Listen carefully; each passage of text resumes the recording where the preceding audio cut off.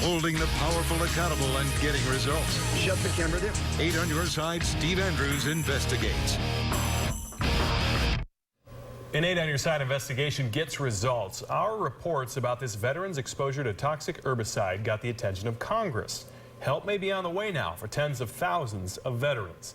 While serving his country, Navy veteran Lonnie Kilpatrick suffered exposure to a deadly herbicide called Agent Orange. Now, the VA then forced him to fight for benefits that he earned. A bill named after Lonnie was introduced into Congress today. Now, this is a result of 8 on Your Side senior investigative reporter Steve Andrews' fight for veterans and could mean relief for thousands. Yeah, you know, this bill could affect 50,000 veterans who served in various locations in the Central Pacific. If passed, it would mean no more fighting for what they rightfully earned. As life faded from Navy veteran Lonnie Kilpatrick, his family stayed near.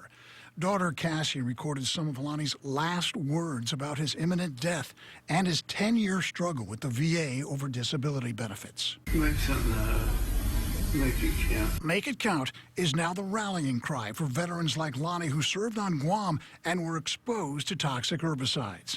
Lonnie's widow Sheila and Cassie traveled to Washington to make it count as a bill with Lonnie's name on it was introduced into Congress. We tried for years to get benefits, and the VA, they defer, they deny until you die. Well, they've waited too long. Representative Gus Bilirakis introduced the bill, which will provide health care and disability benefits to veterans exposed to toxic herbicides on Guam and in other Central Pacific locations. Representative Michael San Nicolas of Guam. Because inequity, whether it's for people living in territories or veterans whose ailments are caused by hazardous chemicals that are not being properly recognized, none of that injustice should exist in America. People need health care as soon as possible, and they need their benefits as soon as possible. Lonnie argued exposure ravaged his heart and left him susceptible to cancer, which the VA misdiagnosed.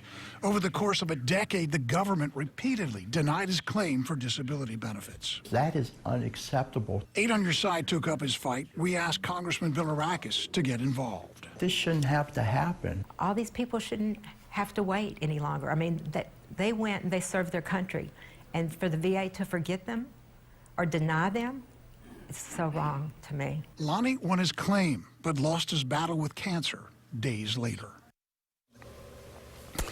In addition to Guam, this would also provide benefits to veterans who served and were exposed in American Samoa, the Northern Mariana Islands, and the Johnston Atoll. So we're talking about thousands and thousands of veterans potentially exposed and affected. Incredible. So how does the military deny using Agent Orange on Guam, yet the VA will approve benefits for Lonnie, agreeing that he was exposed? That's the question that nobody seems to be able to answer. Now, a recent government report confirmed herbicide use on Guam, which impacted veterans who served there, and it also impacted veterans who served on these other islands I just mentioned.